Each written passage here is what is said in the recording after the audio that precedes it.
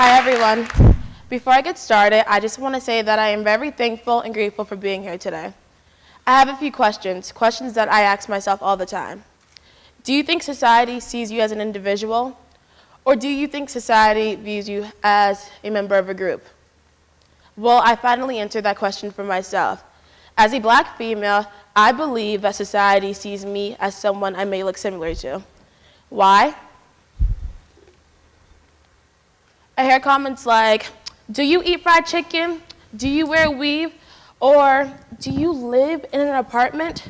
Why are these offensive? Because there's a stereotype among all Black people that we all eat fried chicken. Do you wear weave? Well, there's a stigma around Black women wearing weave. Do you live in an apartment? That's what gets me the most. I live in Boston, but I go to school in Wayland. It's not the question that they ask, it's the way how they say it, as if they're pitying me if I live in an apartment or not. That's what brought me here today. These comments and questions are called microaggressions. They're unintended and sometimes intentional discriminations. This is what brought me here today. When I first started going to Happy Hollow, I hated it. I used to go to my mom saying, why did you bring me here? I hate those people, I hate those kids are so babyish. Without even realizing it myself, I was a microaggressor. And what I meant by those kids, I meant by those white kids. Why? Because I knew I was different and I hated it. My mom told me to give it until a year to decide if I wanted to stay at Wayland or not. During that year, I realized that color, age didn't really matter, and I learned to love those kids by them being themselves individually. Going into middle school, that's when everything changed. That's where we all started figuring out what cliques we belonged to, who were the cool kids, who weren't the cool kids.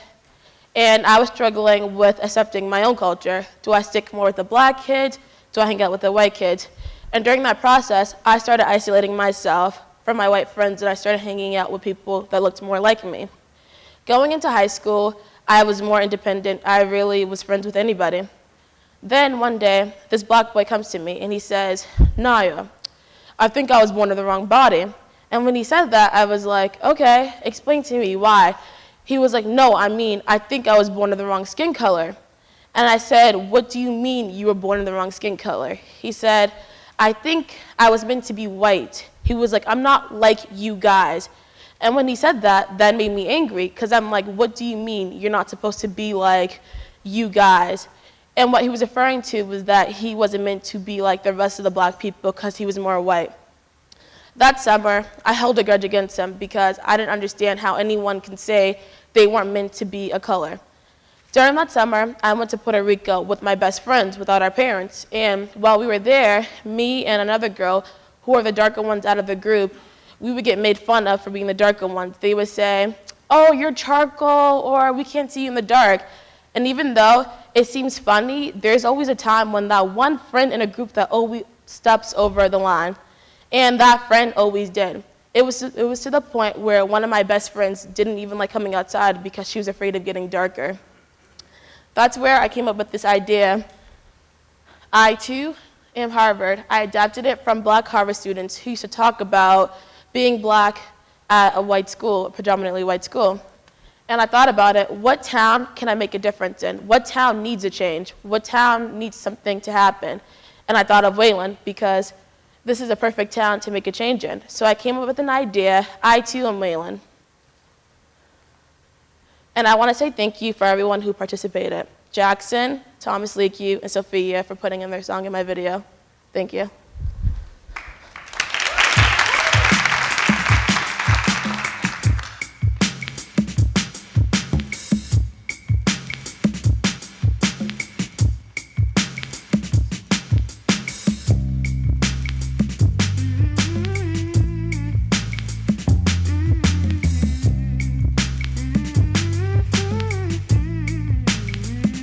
We wanna be free to express our opinions. We wanna be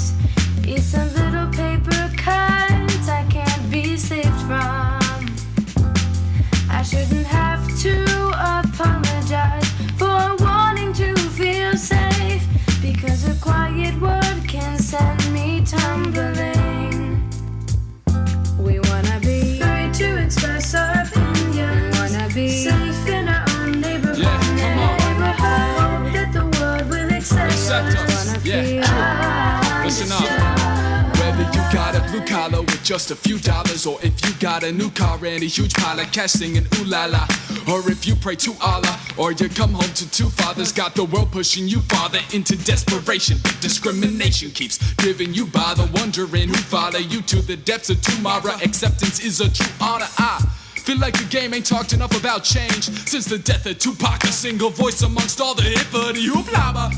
And that's the way that it goes, I guess. Never would expect that we'd all forget to accept the fact that under that American eagle's infinite wingspan, we're all illegal immigrants. Think, man, just take a look at the old history book.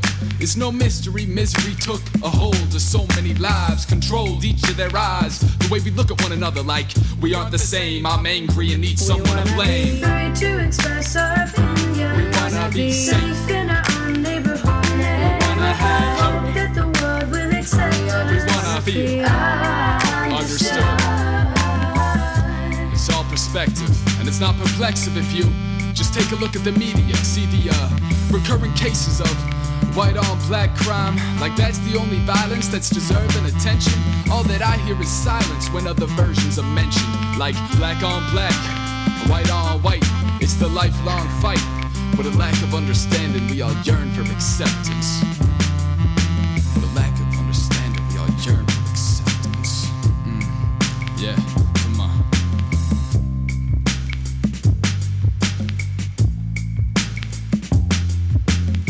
Sophia Calder blessing the vocals, Jackson on the beat, and yours truly rocking the mic. Let's go. Come on.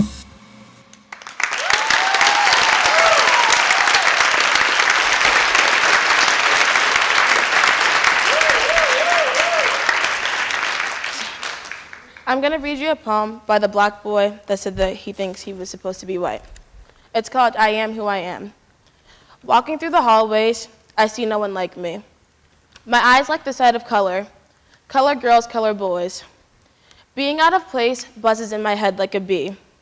I can't be like everyone else, filled with joy. I'm struggling with accepting my own culture. Grandma's advice floats in my head like a bee. I am who I am. I nibble off pieces of this advice. Yet, shame stares at me in the mirror, and I'm losing my patience. Face up, be proud. I will be proud for who I am. Now I'll be happy with who I am. Loving myself is the most important. Don't dwell on my appearance because that's the most unimportant. I am who I am, and nothing will change about that.